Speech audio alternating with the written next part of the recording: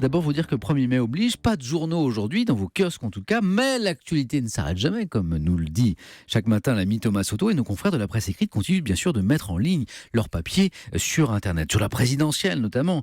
Ainsi, le Figaro revient sur le déplacement hier d'Emmanuel Macron au mémorial de la Shoah et au mémorial des martyrs. Décidément, dans ce déplacement, il a chargé Marine Le Pen, note le journal. Marine Le Pen voudrait-elle, parce qu'elle a dans son parti et dans ses membres fondateurs des gens qui nient ce devoir de mémoire, qu'on ne le célèbre plus, qu'on ne l'exerce plus, a-t-il martelé. Le duel s'intensifie, constate le Figaro. Nul doute que les deux meetings d'aujourd'hui que j'évoquais à l'instant, les deux meetings des deux candidats lui donneront raison.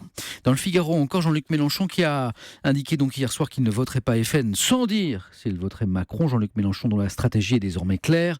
Je le cite, la France va se débarrasser de Marine Le Pen à cette élection et nous, dans un mois, aux législatives donc, nous allons tous ensemble nous débarrasser de la politique de M. Macron. Ça a le mérite d'être clair. Ils sont manifestement nombreux, les perdants du premier tour, à vouloir prendre leur revanche aux législatives. Le 1er mai, fête du travail, le défilé du syndicat, une tradition aussi bien sûr. Et ce matin, le Parisien vous dit tout ce que vous avez toujours voulu savoir sur le muguet, notamment cette idée reçue, il porte bonheur parce qu'il est blanc. Eh bien, pas du tout. Il porte bonheur parce qu'il symbolise le renouveau. Lui qui pointe son nez dès la fin des rigueurs de l'hiver. Tout sur le muguet, c'est dans le Parisien.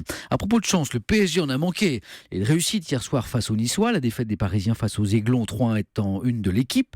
Sur Internet, Paris a craqué, un boulevard pour Monaco. Voilà la défaite parisienne, ainsi évoquée par le quotidien sportif. Et puis compétition toujours, l'Eurovision, le 13 mai prochain, je sais pas Axel, Myriam, si vous êtes fan de l'Eurovision, si vous suivez un petit peu. Je n'ai jamais regardé. Ah, bon. Moi j'adore. En tout cas, la France n'a pas gagné. Ça, Myriam le sait sûrement depuis 1977. Voici une bonne nouvelle rapportée Myriam par 20 minutes. Les fans de l'Eurovision du monde entier, réunis dans l'OJAE, c'est l'Organisation Générale des Amateurs de l'Eurovision, placent la chanson de la Française Alma Requiem à la 4e place. Ce qui est pas mal quand même.